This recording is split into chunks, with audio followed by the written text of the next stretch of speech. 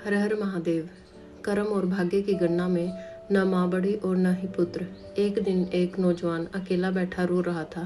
पास ही से एक साधु गुजरा तो उसने नौजवान से पूछा, क्यों बेटा, क्यों रो रहे हो? नौजवान बोला, हे साधु महाराज, मेरा संसार में कोई नहीं है। साधु नौजवान के पास बैठ गया और पूछा, बहुत दुख हुआ, क्या हुआ तुम्हारे माँ पिता को? नौजवान बोला, कुछ नहीं, माँ तो बिल्कुल ठीक है। साधु ने फिर पूछा, तुम्हारे भाई और बहन?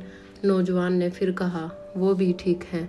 साधु समझ नहीं पाया और नौजवान से पूरी बात बताने के लिए कहा।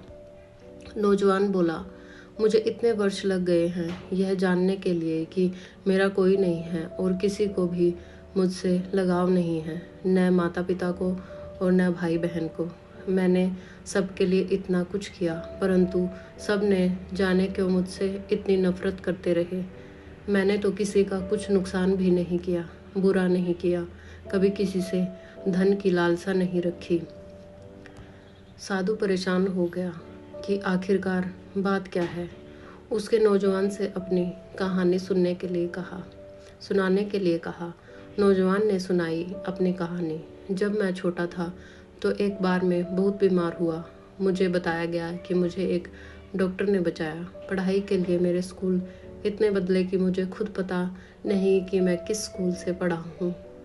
थोड़ा और बड़ा हुआ तो मेरे माता पिता ने मुझे अकेले रेलगाड़ी में बिठाकर चाचा के घर भेज दिया पढ़ाई के लिए। मैं साथ में बैठा एक यात्री की उंगली पकड़कर घंटों बैठा रहा। केवल 8-9 वर्ष का था मैं। 6 वर्ष बाद मैं वापस आया तो फिर पढ़ाई के लिए दूसरे शहर भेज दिया। फिर नौकरी लग गई। फिर नौकरी के लिए शहर से बाहर चला गया।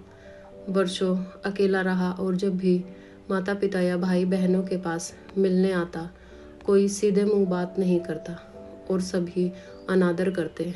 फिर शादी हो गई तो माता पिता ने घर से निकाल दिया। फिर भी मैं साथ निभाता रहा।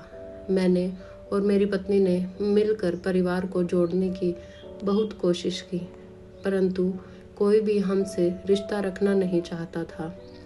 साधु की आंखें नम हो गई और साथ ही नौजवान की आंखें भी नम हो गई। नौजवान ने आगे बताना शुरू किया। फिर मेरी नौकरी बाहर दूसरे राज्य में लग गई और हमें वहां जाकर रहना पड़ा। परंतु जब भी मैं वापस मिलने आता तो हमेशा रो कर ही वापस जाता। किसी का व्यवहार नहीं बदला था। फिर पिता बीमार रहने लगे। उनकी देखभाल के लिए जब भी मैं आता 4 बातें सुनकर ही जाता। फिर एक दिन उनकी तबीयत और बिगड़ गई और उनका निधन हो गया। साधु ने नौजवान के सर पर हाथ रखकर उसको शांत रखने की कोशिश की, परंतु नौजवान अपनी माँ बात सुनाना चाहता था। नौजवान ने फिर बताना शुरू किया, मेरे पिता की मृत्यु पर कोई नहीं आया और केवल मैंने और मेरी माँ ने पिता की मृत्यु की बाद के सारे कार्य पूरे किए। हैरान था कि जिन बच्चों को हमेशा मेरे माता पिता ने सबसे ज़्यादा प्यार किया है, आर्थिक सहायता दी, वो मेरे पिता के गुजर जाने के बाद इतने दूर कैसे हो गए। और सबने कहना शुरू कर दिया कि अब मुझे ही अपने माँ का ख्याल रखना है और अपने पास रखना है और अब उनको माँ से कोई मतलब नहीं। साधु भी परेशान हो गया और नौजवान से आगे बताने के लिए कहा। नौजवान ने फिर बताना शुरू किया, मैं अपनी माँ को अपने साथ दूसरे शहर ले गया, परंतु हैरान था कि वहाँ भी मेरे ही घर में रहकर वो सारा दिन मेरी और मेरे परिवार की बुराई मेरे भाई बहनों से करती रहती। मैंने इतना बहुत ख्याल रखा।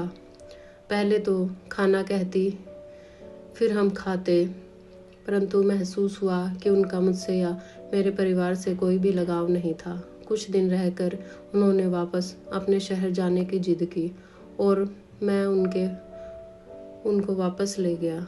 फिर वही शुरू हो गया। मेरे लिए मेरी माँ और भाई बहनों के दिल में केवल नफरत ही थी। जो कोई बहन अपने खुद के पिता के देहांत के बाद मिलने भी नहीं आए, वही मेरी माँ को सगे लगते थे। मैंने अपनी माँ को बहुत समझाने की कोशिश की, परंतु वो नहीं मानी। आखिरकार वो मेरे छोटे भाई के घर रहने चली गई और वही रहने लगी। फिर क्या हुआ? साधु ने पूछा।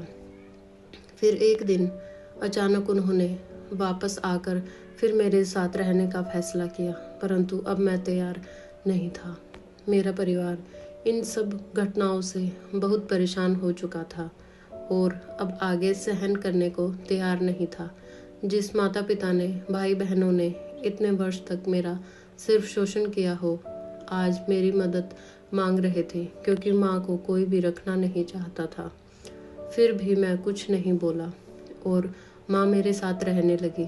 परंतु फिर उन्होंने वही मेरे और मेरे परिवार के बारे में मेरे इन्हीं भाई बहनों को उल्टा सीधा बताना शुरू कर दिया। रोज घर में झगड़े होने लगे और हार कर मैंने अपनी माँ को वापस उन्हीं के घर छोड़ने का निर्णय लिया। नौजवान ने बताया।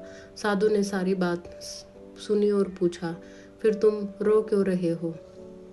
नौजवान ने कहा, हे साधु महाराज, मुझे यह समझ नहीं आ रहा कि शिकायत तो मुझे भी थी, शोषण तो मेरा भी हुआ। बुरा भला तो मैंने सुना, न मैंने अपने पिता की वसीयत में से कोई धन मांगा, न मेरे या मेरे परिवार के दिल में कोई लोभ। फिर मैं कैसे सबसे बुरा बन गया? आज मेरे पास न माँ है, न कोई सगा भाई बहन, और लोग कहते हैं मैंने अपनी माँ को छोड़ दिया है। किसको छोड़ दिया? जो खुद मेरी कभी थी ही नहीं। छोड़ा तो उन्होंने मुझको दिया। साधु मुस्कुराए और बोले, नौजवान, लोग कहते हैं माँ से बढ़कर कुछ नहीं, परंतु माँ से बढ़कर है, और वो है कर्म। तूने बहुत कोशिश की, परंतु तेरी कोशिश को और तेरे सम्मान को कोई समझ नहीं पाया। मुझे हमेशा दोषी ठहराया।